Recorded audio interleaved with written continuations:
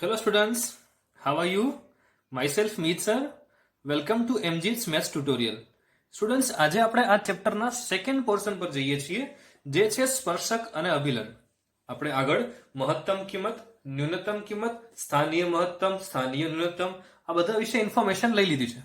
હવે આપણે second portion છે આ ચેપ્ટરનો જેમાં સ્પર્શક અને અભિલમ વિશે ચર્ચા કરવાના છીએ એમના પર વાત કરશું. Is it clear students? ચાલો જોઈએ આપણો સેકન્ડ ટોપિક સ્પર્શક અને અભિલમ. સૌથી પહેલા આપણને ખબર છે સ્ટુડન્ટ્સ, સ્પર્શક સમજવા માટે થઈ અને આપણે સ્ટાન્ડર્ડ 11th ની અંદર જે કંઈ પણ રેખા ચેપ્ટર આવી ગયું એમના વિશે બેઝિક ઇન્ફોર્મેશન આપણને હોવી જરૂરી છે. ફોર એક્ઝામ્પલ સ્ટુડન્ટ્સ, કોઈ બી રેખા છે એ એક્સ અક્ષને સમાંતર હોય તો એમનો ઢાળ શું થાય, કોઈ બી રેખા છે એ એક્સ અક્ષને લંબ હશે તો એમનો ઢાળ શું થશે. આ બધી બેઝિક ઇન્ફોર્મેશન આપણને ખબર હોવી જરૂરી છે. સ્ટુડન્ટ્સ, જો રેખા એક્સ અક્ષને સમાંતર હશે તો આ રેખાનો ઢાળ આપણે જાણી ગયા છીએ સ્ટુડન્ટ્સ કે ઢાળ એટલે એમ એટલે tan થીટા, અને જો થીટાની વેલ્યુ 0 હશે તો તમારો ઢાળ 0 આવશે. મતલબ કે જો રેખા એક્સ અક્ષ ને સમાંતર હશે તો આ રેખાનો ઢાળ 0 થશે. આ રીતે સ્ટુડન્ટ્સ જો રેખા છે એ એક્સ અક્ષને લંબ હશે તો સ્ટુડન્ટ્સ શું થશે કે આ રેખા એક્સ અક્ષને લંબ હોવાથી અહીંયા ખૂણો કેટલો બનશે? 90 નો. મતલબ કે tan 90 એનો આન્સર આવશે 1/0, જેને આપણે શું કહીએ છીએ? ઇન્ફાઇનાઇટ. બરાબર છે સ્ટુડન્ટ્સ? બીજી અમુક ઇન્ફોર્મેશન છે જે તમને ખબર હોવી જરૂરી છે. ફોર એક્ઝામ્પલ સ્ટુડન્ટ્સ, કે આપણે જોઈએ કે અહીંયા કોઈ આપણને એક્સ અક્ષ આપેલી છે. હવે અહીંથી હું કોઈ આ રીતે રેખા બનાવું છું તો આપણને ખબર છે સ્ટુડન્ટ્સ કે આ રેખા છે એ એક્સ અક્ષ સાથે 90 કરતા નાનો ખૂણો બનાવે છે. મતલબ કે અહીંયા કોઈ પણ રેખા બનશે ક્યાં સુધી કે જ્યાં સુધી 90 નો ખૂણો નહીં આવે ત્યાં સુધી હું કોઈ પણ રેખા બનાવીશ આ તમામ રેખાના ઢાળ મને મળશે ધન. આ રીતે સ્ટુડન્ટ્સ આ આપણી એક્સ અક્ષ છે, આ આપણે વાય અક્ષ બનાવીએ. હવે જો હું કોઈ રેખા આ રીતે બનાવું છું અહીંયાથી, મતલબ કે આ રેખા અક્ષ સાથે એક્સ અક્ષ સાથે 90 કરતા મોટો ખૂણો બનાવે છે.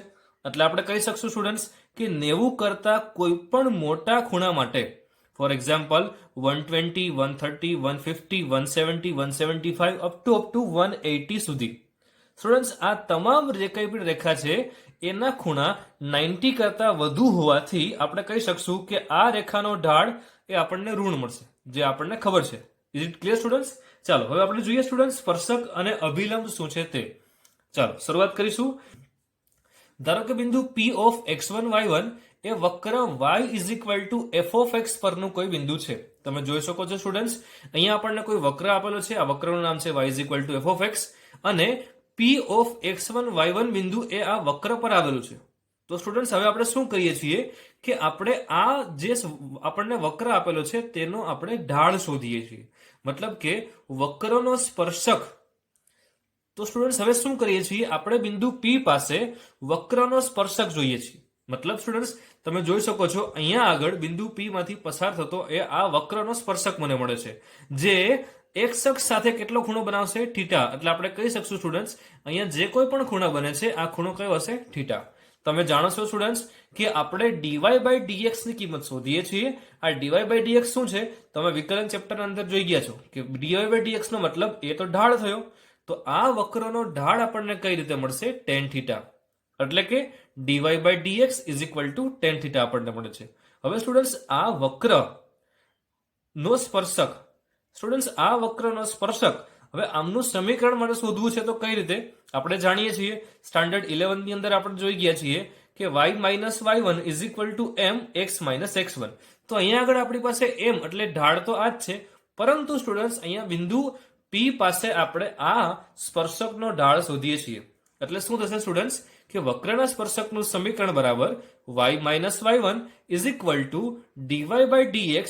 ક્યાં આગળ? તો કે x1 y1 બિંદુ પાસે આપણે એમનું શું શોધીશું? વિકલન શોધીશું અને એના ગુણાકારમાં x માઇનસ x1 આવું લખીએ. હવે આપણે જોઈએ સ્ટુડન્ટ્સ અભિલંબ શું છે તે. અભિલંબ એટલે જે કંઈ પણ આપણને સ્પર્શક મળ્યો, સ્પર્શકને એક્ઝેક્ટ લંબ રેખા જે પસાર કરીએ એ આપણા માટે શું થશે? અભિલંબ. તમે જોઈ શકો છો સ્ટુડન્ટ્સ સ્પર્શક અને અભિલંબ એ હંમેશા એકબીજાને લંબ જ હશે. મતલબ કે જે ઢાળ સ્પર્શકનો થયો એમનો વ્યસ્ત ઢાળ કયો થશે? અભિલંબનો ઢાળ. આપણને ખબર છે સ્ટુડન્ટ્સ કે જો બે રેખા એકબીજાને લંબ હોય તો આ બે રેખાના ઢાળનો ગુણાકાર -1 મળે છે. મતલબ કે વક્રના અભિલંબનું સમીકરણ મારે લખવું હોય તો શું લખી શકું? y minus y1 is equal two minus of dx ના છેદમાં dy. તમે જોઈ શકો છો સ્ટુડન્ટ્સ, આને આપણે આ રીતે બી લખી શકીએ છીએ કે 1/dy by dx, પરંતુ આગળ માઇનસ આવશે. આને આપણે આ રીતે પણ લખી શકાય, બરાબર છે. એટલે કે -dx/dy ક્યાં આગળ? બિંદુ x1 y1 પાસે ઇન્ટુ x - x1, જે વક્રના અભિલંબનું સમીકરણ થશે. Is it clear students? તો હવે સ્ટુડન્ટ્સ આપણે કેટલીક નોટ્સ જોવાની છે, જોઈએ. બિંદુ p ઓફ x1 y1 એ વક્રનું સમીકરણ, સ્પર્શકનું સમીકરણ અને અભિલંબના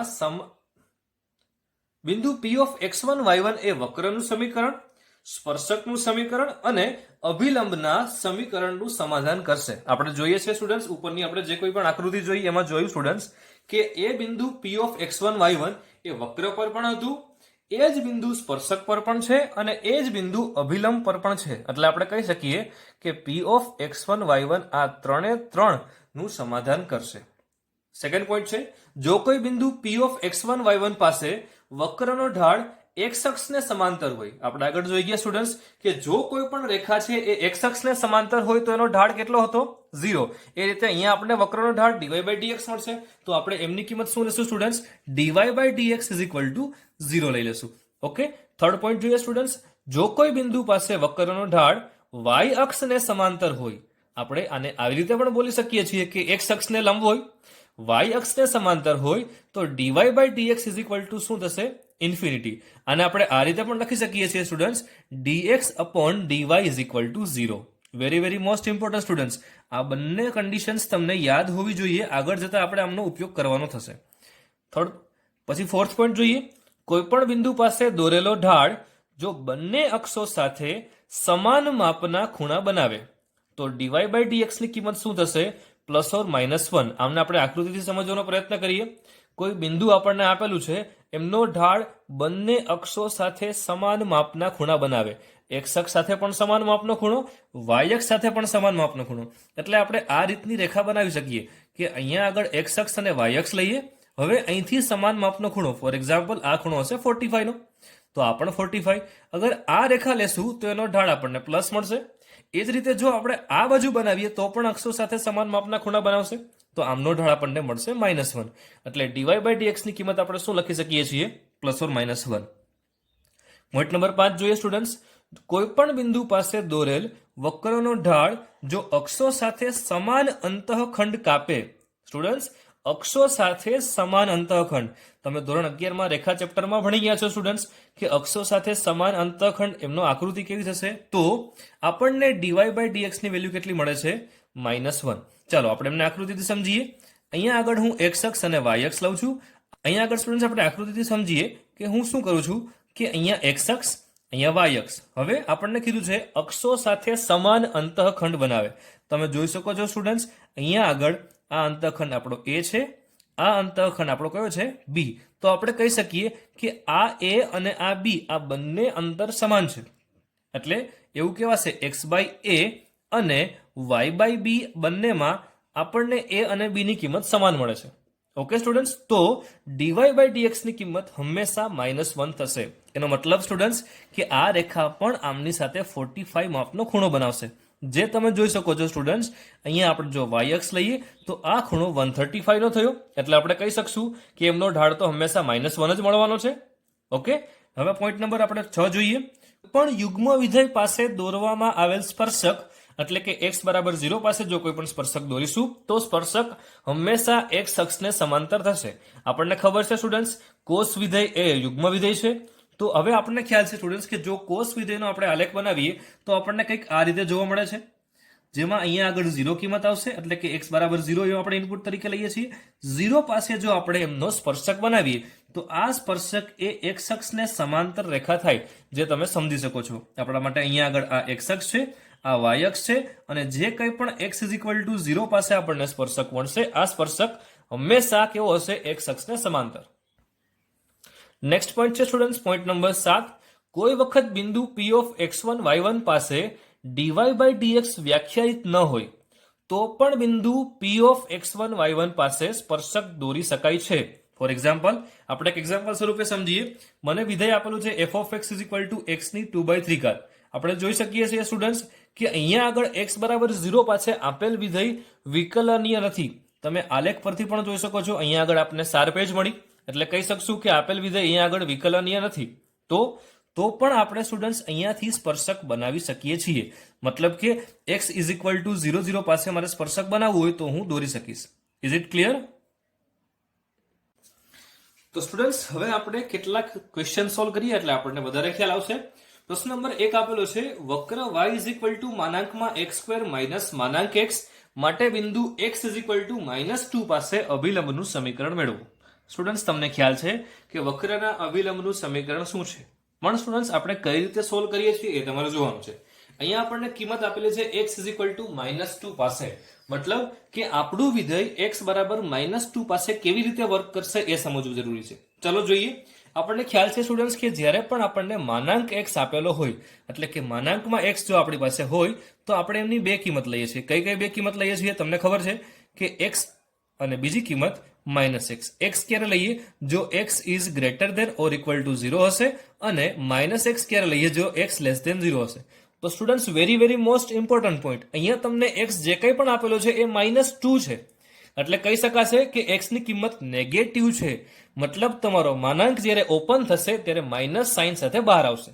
એટલે આપણે કહેવાશે સ્ટુડન્ટ્સ કે જ્યારે આપણે આમને ઓપન કરીશું ત્યારે આ માનાંકમાં x છે એ -x સ્વરૂપે બહાર નીકળશે.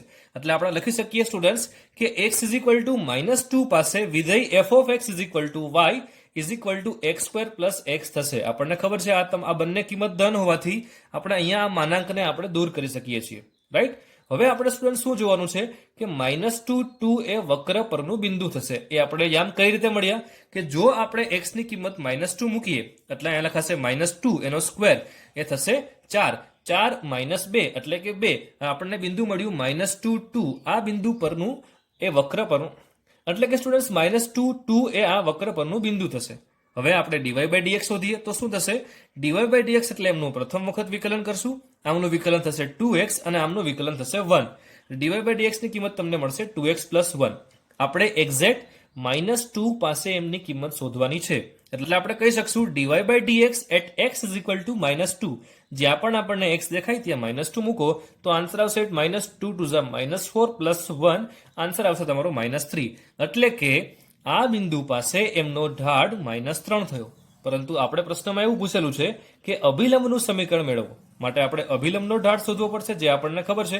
શું થશે? આપણે આગળ જોઈ ગયા છીએ કે dy by dx ની જે કંઈ પણ કિંમત આપેલી હશે એને આપણે આ રીતે લખીએ છીએ કે -1 ઓફ dy by dx, જેનું મૂલ્ય થશે students 1/3.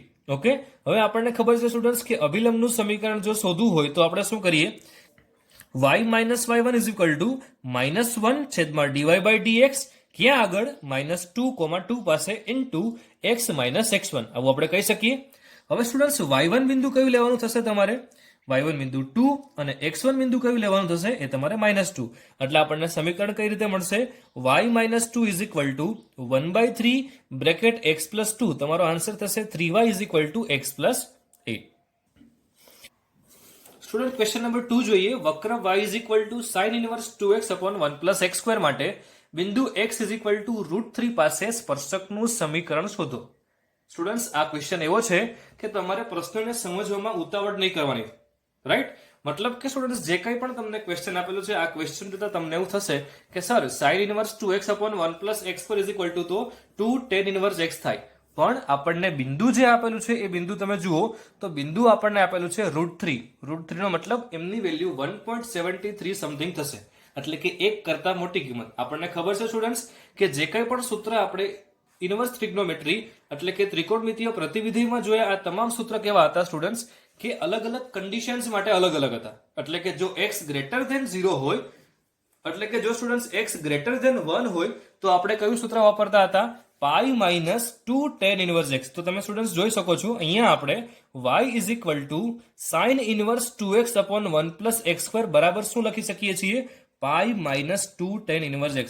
Very most important point students. અહીંયા તમે ઉતાવળમાં ભૂલ કરશો જ કે 2 tan ઇનવર્સ x લખીને આવશો, પણ ઇનપુટ વેલ્યુ લેવાની છે આપણે √3 પાસે. હવે આપણે આમનું વિકલન કરી શકીએ છીએ. આમનું વિકલન શું થશે? dy by dx is equal to -2 upon 1 plus x square. Right? પણ આપણે ડીવાય બાય ડીએક્સ કયા બિંદુ પાસે શોધવાનો છે? √3 પાસે. એટલે કે જ્યાં આપણને x દેખાશે ત્યાં આપણે √3 મૂકીએ એટલે આમની કિંમત શું મળશે? -2/1 + 3, જેનો આન્સર આવશે -1/2. હવે આપણને જે કંઈ પણ કિંમત મળી સ્ટુડન્ટ્સ, x √3 લઈએ તો y ની કિંમત મારે શોધવી પડશે, કારણ કે આપણને ખબર છે સ્પર્શકનું સમીકરણ શોધવા માટે મારી પાસે બે બિંદુ હોવા જરૂરી છે, બિંદુ x1 અને બિંદુ y1. મારી પાસે x1 બિંદુના યામ √3 આપેલા છે. જો હું એમને y માં મૂકી દઉં એટલે સ્ટુડન્ટ્સ x √3 ની કિંમત જો હું આપેલા સમીકરણમાં, એટલે કે જે આપણને વક્ર આપેલો છે ત્યાં આગળ મૂકીશ તો મને y ની કિંમત મળશે. મતલબ કે મારી પાસે આ કિંમત છે પાઈ -2 tan ઇનવર્સ. હવે x ની જગ્યા પર મુકાશે √3 એટલે તમારો આન્સર થશે y પાઈ -2π/3, જેનો આન્સર થશે π/3. એટલે આ તમારો y1 બિંદુ થયું. હવે સ્ટુડન્ટ્સ તમારે શું કરવાનું છે? સ્પર્શકનું સમીકરણ શોધવા માટે y y1 આપણને જે કંઈ પણ ઢાળ મળ્યો તે ઢાળ શું મળ્યો આપણને? -1/2 × x - x1, જે તમે જોઈ શકો છો. આ તમારો ફાઇનલ આન્સર થશે. સ્ટુડન્ટ્સ ક્વેશ્ચન નંબર 3 જોઈએ. વક્ર y x³ - 3x માટે રેખા 2x + 18y 9 ને સમાંતર અભિલંબનું સમીકરણ મેળવો. સ્ટુડન્ટ્સ તમે ક્વેશ્ચન નંબર 1 અને ક્વેશ્ચન નંબર 2 જોયા હશે, જેમાં તમને ખબર પડી હશે કે ક્વેશ્ચનને કઈ રીતે સમજવો. જ્યાં સુધી ક્વેશ્ચન સમજાશે નહીં ત્યાં સુધી તમને સૂત્ર કદાચ આવડતા હશે તો પણ આપણે સોલ્વ નહીં કરી શકીએ. માટે ક્વેશ્ચનને સમજવો જરૂરી છે. અહીંયા આગળ એવું કહેવામાં આવેલું છે સ્ટુડન્ટ્સ કે રેખા જે આપેલી છે એ અને જે આપણને અભિલંબ મળે છે આ બંને એકબીજાને સમાંતર છે. મતલબ કે રેખાનો ઢાળ અને અભિલંબનો ઢાળ એકબીજાને સમાન થશે. ચાલો જોઈએ સ્ટુડન્ટ્સ કઈ રીતે સોલ્વ કરીએ. વક્ર y x³ - 3x, જે તમને વક્ર આપેલો છે. હવે સૌથી પહેલા આપણે શું કરશું? વક્રના સ્પર્શકનો ઢાળ શોધી લઈએ, એટલે કે dy/dx શોધીએ. dy/dx ની કિંમત શું મળે છે? 3x² - 3. હવે આપણને એવું કહેવામાં આવેલું છે કે જે રેખા તમને આપેલી છે એ રેખા અને અભિલંબ આ એકબીજાને સમાંતર છે. મતલબ કે જો હું રેખાનો ઢાળ શોધી લઈશ તો મને અભિલંબનો ઢાળ પણ મળી જશે, કારણ કે આપણને ખબર છે સ્ટુડન્ટ્સ કે બે સમાંતર રેખાના ઢાળ એક સમાન થાય છે. રાઈટ? મતલબ કે હું રેખાનો ઢાળ શોધું છું, રેખાનો ઢાળ મને મળશે -a/b, એટલે કે એમનો ઢાળ મને મળ્યો -1/9. તમે સ્ટુડન્ટ્સ જોઈ શકો છો કે મને રેખાનો ઢાળ મળ્યો તો હું એવું કહી શકું કે અભિલંબનો ઢાળ પણ -1/9 જ રહેશે. ઓકે, હવે અભિલંબના ઢાળ પરથી હું શું કરું છું કે સ્પર્શકનો ઢાળ મેળવું છું. આપણને ખબર છે સ્ટુડન્ટ્સ કે અભિલંબ અને સ્પર્શક એકબીજાને લંબ હોય છે. મતલબ કે એ બંનેના ઢાળ પણ એકબીજાને, મતલબ કે એ બંનેના ઢાળ આ બંનેનો ગુણોત્તર આપણે કરશું તો આપણને -1 મળશે. એટલે કે જો હું સ્પર્શકનો ઢાળ શોધું તો મને એની કિંમત કેટલી મળવી જોઈએ? 9. ઓકે સ્ટુડન્ટ્સ, તો આપણી પાસે સ્પર્શકના ઢાળની બે કિંમત છે. તમે જોઈ શકો છો સ્ટુડન્ટ્સ, અહીંયા dy/dx એ પણ સ્પર્શકનો ઢાળ દેખાડે છે અને અહીંયા આગળ 9 જે કિંમત મળી એ પણ સ્પર્શકનો ઢાળ છે. મતલબ કે આ બંને કિંમતને આપણે સરખાવીએ તો x ની મને બે કિંમત મળે છે, એક +2 અને એક -2. હવે આ x ની મને બે કિંમત મળી એના પરથી જ મને y ની બે અલગ અલગ કિંમત મળશે. આપણે આ x ની કિંમત બે જે મળી એને આપણે અહીંયા મૂકીએ તો y ની કિંમત મને 2 મળે છે. અહીંયા આગળ જો x ની કિંમત -2 આપણને મળી એ આપણે અહીંયા મૂકીએ તો y ની કિંમત -2 મળે છે. એટલે આપણે કહી શકીએ સ્ટુડન્ટ્સ કે મારી પાસે x ની અને y ની, આ રીતે x ની અને y ની કુલ બે અલગ અલગ કિંમતો છે. માટે મને બે સમીકરણ મળશે. એટલે કે અભિલંબના સમીકરણ તમને યાદ છે સ્ટુડન્ટ્સ કે y - y1 -(dx/dy) x - x1. આ સમીકરણમાં કિંમત મૂકતા તમારો આન્સર આવે છે x + 9y 20. એ જ રીતે જ્યારે પણ હું એમની કિંમત -2 લઈશ એટલે મને મળશે y + 2 -1/9 બ્રેકેટ x + 2, જેનો આન્સર આવશે x + 9y 20. ચાલો સ્ટુડન્ટ્સ, હજી એક આપણે એક ઇન્ટરેસ્ટિંગ ક્વેશ્ચન જોઈએ. કયા બિંદુ એ વક્ર y 2/3x³ + 1/2x² ના સ્પર્શકો બંને અક્ષ સાથે સમાન ખૂણા બનાવશે? સ્પર્શકો બંને અક્ષ સાથે સમાન ખૂણા બનાવશે. આપણે આગળ નોટ્સમાં સ્ટુડન્ટ્સ જોઈ ગયા છીએ કે જો બંને અક્ષ સાથે સમાન ખૂણા બનાવે તો હંમેશા dy/dx ની કિંમત ±1 મળશે. ચાલો આપણે સોલ્વ કરીએ એટલે ખ્યાલ આવશે વધારે. સૌથી પહેલા જે મને y આપેલો છે વક્ર, એ y પરથી હું dy/dx શોધીશ. એટલે કે dy/dx ની કિંમત શું મળે છે? 2x² + x. Is it clear? હવે સ્ટુડન્ટ્સ આપણે શું કરશું કે મને બે કિંમત મળે છે અહીંયા આગળ +or -1, તો આ બંને કિંમત મારે સરખાવવી પડશે. મતલબ કે વક્રના સ્પર્શકનો ઢાળ +1 પણ હોઈ શકે અને વક્રના સ્પર્શકનો ઢાળ -1 પણ હોઈ શકે. મતલબ કે મારે બંને સાથે એમની કિંમતને સરખાવવી પડશે. અહીંયા પણ સ્ટુડન્ટ્સ તમે જોઈ શકો છો, મને જે કિંમત મળી આ કિંમત dy/dx ની છે, અને આપણે આ કન્ડિશન પરથી જે કિંમત મેળવીએ છીએ એ કિંમત પણ dy/dx ની છે. મતલબ કે આપણે એક વખત આમને +1 સાથે સરખાવશું અને એક વખત -1 સાથે સરખાવીએ. જ્યારે પણ સ્ટુડન્ટ્સ આપણે +1 સાથે સરખાવશું તો આપણો આન્સર કંઈક મળશે, પણ -1 સાથે જેવા સરખાવશું એટલે આપણને આ પ્રકારનું કંઈ સમીકરણ મળે છે જેની મને વાસ્તવિક કિંમત મળી શકતી નથી. એટલે હું કહી શકીશ કે અહીંથી આગળ આમની વાત થશે નહીં. મતલબ કે મારે આ સમીકરણને ઉકેલવાનો જ રહેશે ખાલી. એટલે કે અહીંથી હું જો આમને ઉકેલું તો મને x ની અલગ અલગ બે કિંમત મળે છે, x = 1/2 અને x = -1. જ્યારે x = 1/2 કિંમત મૂકું ત્યારે y નો આન્સર શું આવશે એ શોધી લઈશું. આ જ રીતે જ્યારે x બરાબર -1 મૂકીશ ત્યારે y નો આન્સર શું આવશે એ શોધી લેવો પડશે. મતલબ કે મને બે અલગ અલગ બિંદુ મળશે. જ્યારે પણ આપણે x = 1/2 મૂકીએ છીએ ત્યારે y નો આન્સર આવે છે 5/24, અને જ્યારે પણ આપણે x = -1 કિંમત મૂકીએ છીએ ત્યારે y નો આન્સર આવે છે -1/6. મતલબ કે અહીંયા આગળ મને એવા બે બિંદુઓ મળે છે કે જે બંને અક્ષ સાથે સમાન માપના ખૂણા બનાવતા હશે. સ્ટુડન્ટ્સ, હવે નેક્સ્ટ પોઈન્ટ છે બહારના કોઈ બિંદુએથી વક્રનો સ્પર્શક. ઓકે, મતલબ કે સ્ટુડન્ટ્સ મને કોઈ બહાર બિંદુ P(a), B આપેલું છે અને ત્યાંથી હું વક્ર પરના કોઈ બિંદુ Q આપેલું છે ત્યાંથી હું સ્પર્શક બનાવું છું તેના માટેની કન્ડિશન. ચાલો જોઈએ. કોઈ બિંદુ P(ab) એ વક્રની બહારનું બિંદુ છે, તો વક્ર y f(x) માંથી પસાર થતા સ્પર્શક કે જે બિંદુ P(a), B માંથી પણ પસાર થાય છે અને Q(x1), y1 બિંદુ પાસે મળે છે. તો આમનું સમીકરણ આપણને શું મળશે તે જોઈએ. આપણે શું કરશું, સૌથી પહેલા કે આપણે PQ નો ઢાળ શોધી લઈશું, પરંતુ કયા બિંદુ પાસે? x1, y1 બિંદુ પાસે. એટલે કે આપણે રેખા PQ નો ઢાળ શોધીએ, પણ કયા બિંદુ પાસે ઢાળ શોધવાનો છે? Q બિંદુ પાસે, એટલે કે x1, y1 બિંદુ પાસે. જે મને કઈ રીતે મળશે? y1 - b / x1 - a. તમે જોઈ શકો છો સ્ટુડન્ટ્સ, મેં શું કર્યું છે અહીંયા આગળ? y2 - y1 / x2 - x1. આ સૂત્રનો જ ઉપયોગ કરેલો છે. આ કેના બરાબર થશે? dy/dx ઓફ x1, y1 જેટલો. Is it clear students? આ સૂત્ર યાદ રાખો. હવે આપણે આગળ એક આને લગતું એક્ઝામ્પલ સોલ્વ કરશું એટલે વધારે ખ્યાલ આવશે. ચાલો જોઈએ સ્ટુડન્ટ્સ એક એક્ઝામ્પલ. વક્ર y² - 2x³ - 4y + 8 = 0 પર આવેલ બિંદુ શોધો કે જેનો વક્ર પાસે દોરવામાં આવેલ સ્પર્શક 1,2 માંથી પસાર થાય છે. સ્ટુડન્ટ્સ, તમે સમજી શકો છો પ્રશ્ન શું કહેવા માંગે છે? હજી એક વખત સમજવાનો પ્રયત્ન કરીએ. વક્ર આપણને આપેલો છે, વક્ર પર આવેલું બિંદુ શોધો. મારે એ બિંદુના યામ શોધવાના. આપણે ઉપરના ડાયાગ્રામમાં જોયું એ રીતે બિંદુ Q આપણને આપેલું હતું, x1, y1 એમના યામ શોધવાના થશે. બરાબર?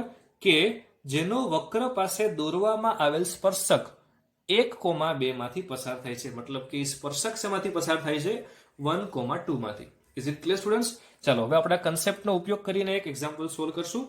વક્ર આપણને આપેલો છે, એ બિંદુ Q ઓફ α, β માંથી પસાર થાય છે, આપણે એવું કહી શકીએ. અને આ બિંદુ એ વક્ર પર પણ આવેલું છે, એટલે એમનું પણ સમાધાન કરશે. રેડી? હવે આપણે શું કરીએ છીએ કે એમનું x સાપેક્ષે વિકલન કરીએ છીએ. મતલબ કે આપણને dy/dx ની કિંમત શું મળશે? 3x² - y - 2. બરાબર? તો સ્ટુડન્ટ્સ, આપણે એક રફ સ્કેચથી આમનો ડાયાગ્રામ બનાવી અને આપણે સમજવાનો પ્રયત્ન કરીએ. આપણને dy/dx ની કિંમત 3x² y - 2 જેટલી મળી. બરાબર? હવે આપણે એનો રફ સ્કેચ સમજીએ અને ત્યાર પછી આપણને ખ્યાલ આવશે. ફોર એક્ઝામ્પલ સ્ટુડન્ટ્સ, આ કોઈ મને વક્ર મળે છે. આ વક્ર પરનું બિંદુ આપણે લીધું છે અને આ બિંદુ કોઈ P આપણને આપેલું છે, જેના યામ તમને 1,2 એવા આપેલા છે. આ બિંદુ Q જેના યામ આપણે α, β ધારેલા છે. મતલબ કે સ્ટુડન્ટ્સ, આ વક્રનો સ્પર્શકનો ઢાળ મને મળી ગયો છે. હવે આ જ બિંદુ આ ઢાળ પર છે અને આ બિંદુ આ વક્ર પર પણ છે, એટલે આપણે કહી શકીએ સ્ટુડન્ટ્સ કે આ બિંદુ એ સ્પર્શકના ઢાળનું સમાધાન કરશે. તો આપણે એવું લખી શકીએ સ્ટુડન્ટ્સ કે PQ નો ઢાળ એ બિંદુ α, β પાસે હોવાથી dy/dx α, β = 3α² / β - 2 આવું આપણે લખી શકીએ. બીજી સ્ટુડન્ટ્સ કિંમત આપણે એવી પણ મેળવી શકીએ કે જે આપણે ઉપરના સૂત્ર પ્રમાણે જોઈ હતી કે આમનો ઢાળ જો મારે શોધવો હોય, એટલે કે જો મારી પાસે બે બિંદુ આપેલા હોય એમનો ઢાળ જો હું શોધું તો એ મને કઈ રીતે મળશે? y2 માઇનસ y1 છેદમાં x2 માઇનસ x1. જે તમે જોઈ શકો છો સ્ટુડન્ટ્સ, અહીંયા આગળ આપણે બે બિંદુ લીધેલા છે અને એમનો ઢાળ મળશે y2 માઇનસ y1 છેદમાં x2 માઇનસ x1. આ ઢાળ અને આપણને આ જે ઢાળ મળ્યો, આ બંને ઢાળની કિંમત સમાન થાય. બરાબર સ્ટુડન્ટ્સ? હવે આપણે આ બંનેની કિંમત સરખાવીએ એટલે આપણને આ પ્રકારનું કઈ સમીકરણ મળે છે. ચલો સ્ટુડન્ટ્સ, હવે આપણે જોઈએ કે જે મને આલ્ફા બીટા આ બે બિંદુ આપેલા છે આ વક્ર પર હોવાના કારણે આ આલ્ફા અને બીટા બિંદુ એ આપેલા વક્રનું સમાધાન કરશે. એટલે આપણે કહી શકીએ સ્ટુડન્ટ્સ કે આલ્ફા બિંદુ અને બીટા બિંદુ એ આ વક્રનું સમાધાન કરે તો એવું લખી શકાય કે જ્યાં મને y દેખાય ત્યાં હું બીટા લખું, જ્યાં મને x દેખાય ત્યાં હું આલ્ફા લખું. મતલબ કે અહીંયા કંઈક સમીકરણ તમે જોઈ શકો છો, આવું બનશે: beta square minus 2 alpha cube minus 4 beta plus 8. હવે સ્ટુડન્ટ્સ, જો હું આ પ્રકારનું આ સમીકરણમાંથી લાવી દઉં તો કંઈક ઈઝી થઈ જાય મારા માટે. મતલબ કે મને અહીંયા આગળ બીટા સ્ક્વેર જોઈએ છે, મને અહીંયા આગળ માઇનસ 4 બીટા જોઈએ છે અને આમાંથી મને 4 જોઈએ છે. એટલે આ ત્રણ કિંમતને હું આ બાજુ રાખીશ અને બાકીની કિંમતને પેલી બાજુ જવા દઉં છું. મતલબ કે આ કિંમત જો બરાબરની પેલી બાજુ જશે તો બનશે 2 આલ્ફા ક્યુબ અને અહીંયાથી મને 4 જે જોઈતા હતા એ બરાબરની પેલી બાજુ મોકલી દીધા એટલે અહીંયા વધશે -4, જે તમે જોઈ શકો છો. તો અહીંયા સ્ટુડન્ટ શું બન્યું કે a square minus 2ab plus b square આ પ્રકારનું કઈ સૂત્ર બન્યું. તમે જોઈ શકો છો students, a square minus 2ab plus b square. તો આને હું આ પ્રકારે લખી શકું કે beta minus 2 the whole square is equal two 2 alpha cube minus 4. એટલે કે પરિણામ 1 અને પરિણામ 2 પરથી મને બીટા માઇનસ 2 હોલ સ્ક્વેરની આ કિંમત પણ મળી અને મને આ કિંમત પણ મળી. હવે આપણે આ બે કિંમતને સરખાવી અને કંઈક સમીકરણ પ્રકારે લાવીએ તો આપણને આવું મળશે: alpha cube minus 3 alpha square plus 4 is equal to 0. આમના અવયવ તમને આવડે છે, આમના અવયવ કરશો એટલે મને અહીંથી આલ્ફાની બે કિંમત મળશે. કઈ કઈ કિંમત મળે છે તે જોઈએ.